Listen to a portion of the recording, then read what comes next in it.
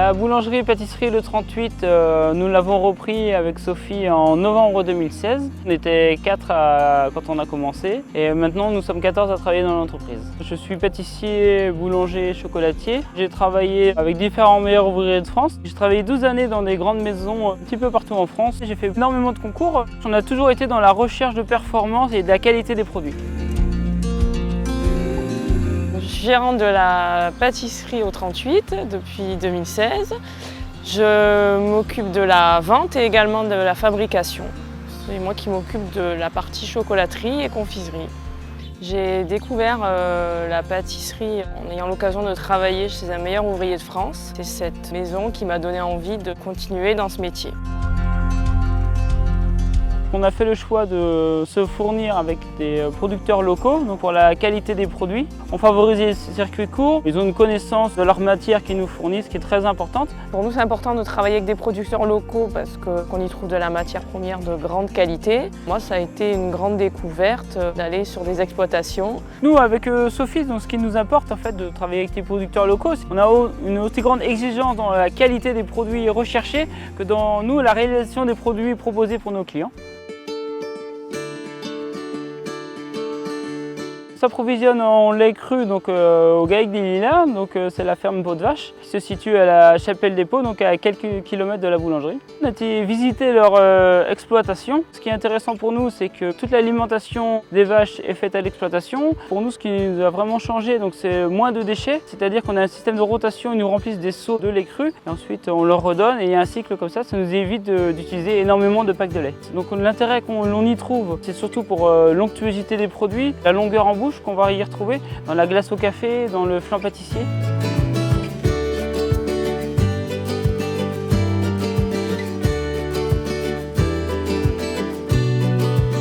Le flan pâtissier, donc, on va bien retrouver notre lait cru en dégustation, c'est-à-dire qu'on va avoir une longueur en bouche qui va être amenée avec ce goût vraiment très laitier. C'est d'avoir le moelleux et le fondant de votre flan pâtissier avec le croustillant du feuilletage. Les pommes et les poires, donc nous on se fournit au verger du Ménalin avec monsieur Bertrand Gazot. Ce qui nous a plu, c'est la qualité des produits, la diversité des produits proposés.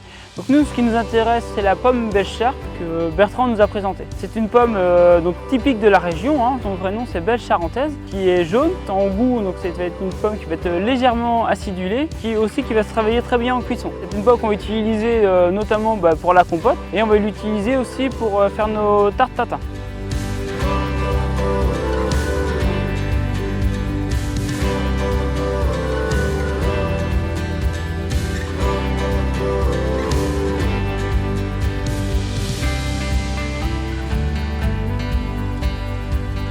C'est le parfait équilibre entre l'acidité et l'onctuosité des pommes qui vont être pochées au four, l'aspect un petit peu sucré et caramélisé et donc le croustillant du fond de tarte crème d'amande.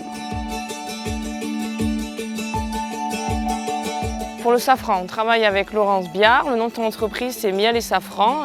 Elle se situe à Fontcouverte. Elle m'a fait visiter son exploitation de safran. C'est un travail très minutieux et il faut beaucoup de temps pour avoir quelques grammes de safran. Le fait d'avoir rencontré Laurence nous a fait réfléchir sur la fabrication d'un produit à base de safran. Et nous avons décidé de faire un bonbon au chocolat avec une infusion au safran.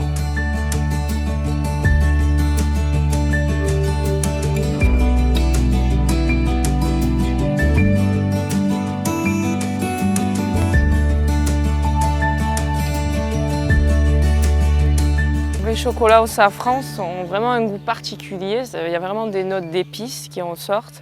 Et donc on utilise un chocolat pur Équateur pour faire les bonbons.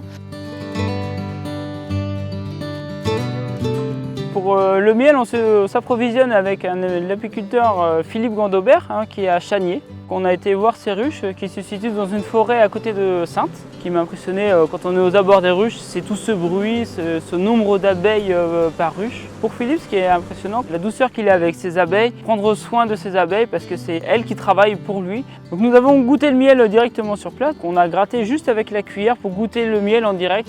Et c'était du miel de printemps et on ressentait tout le printemps ressortir. On va utiliser un miel toute fleur dans notre pain d'autrefois.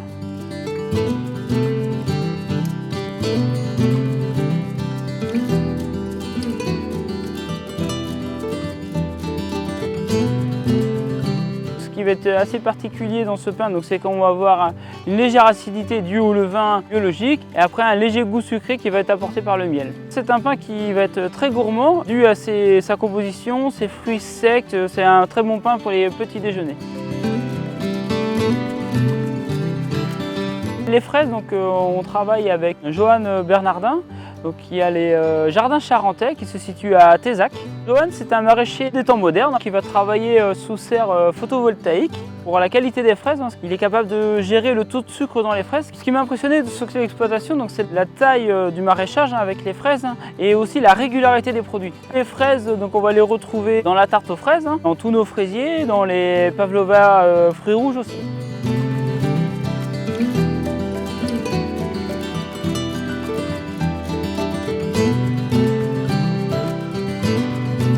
C'est un produit qui va être très gourmand, vous allez avoir l'aspect dégustation des fraises, gourmand des fraises, et après vous allez avoir une crème qui va être très légère, légèrement acidulée avec ce zeste de citron, et un aspect très fondant et croquant avec le palais breton. Pour les œufs, nous avons choisi de travailler avec Yann Duberto, c'est la ferme L'Œuf sur la Paille, qui se situe à Saint-Georges-du-Bois. Les poules, elles ont beaucoup d'espace pour aller en plein air. Ils produisent tous leurs céréales pour nourrir les poules. Les poules, elles vont aller pondre ils ont un système de petites cages en bois avec un lit de paille. Ce qui nous plaît, c'est que les œufs, les jaunes, qu'on le retrouve, leur pigmentation est vraiment naturelle et est due à leur consommation et à leur méthode de travail.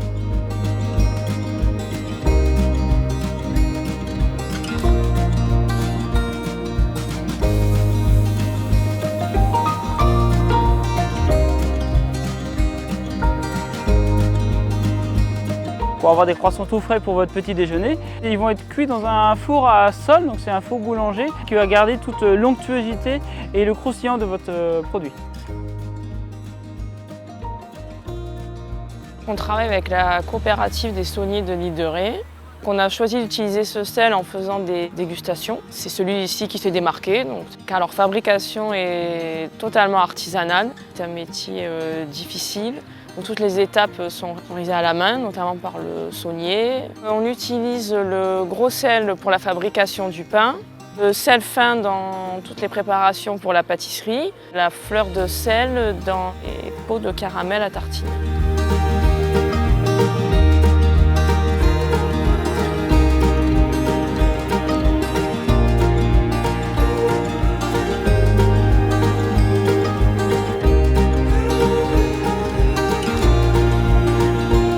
On sent vraiment toutes les saveurs, la fleur de sel, la gousse de vanille et le bon beurre de Pampli qu'on utilise.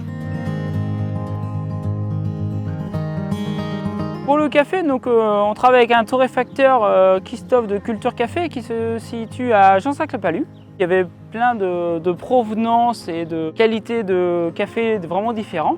Il ne va pas monter très haut la torréfaction de cette grain de café, c'est voulu. On n'a pas forcément des cafés qui sont très très forts, mais qui ont beaucoup d'arômes. On a fait plusieurs tests avec Christophe et c'est lui qui nous a orientés vers un café, un moka qui nous vient d'Éthiopie. On a vraiment une longueur en bouche. On va l'utiliser en glacerie et en pâtisserie pour faire des éclairs au café.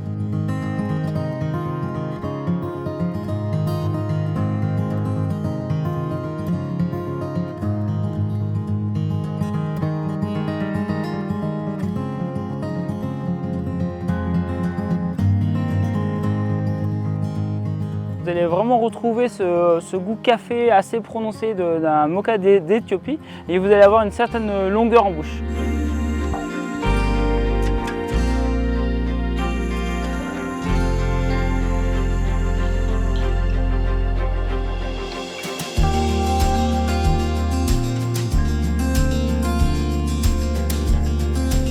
Ce qui me plaît, c'est de transmettre notre façon de travailler et notre exigence à nos équipes et d'avoir de nouveaux objectifs tous les jours. Moi, ce que j'aime bien dans mon métier, c'est de faire plaisir à nos clients, parce qu'on a la chance d'avoir des clients qui viennent chez nous se faire plaisir. Et donc ça, pour nous, c'est le plus important et c'est ce qu'on attache à faire avec toutes les équipes et on essaye d'emmener tout le monde vers ce but-là.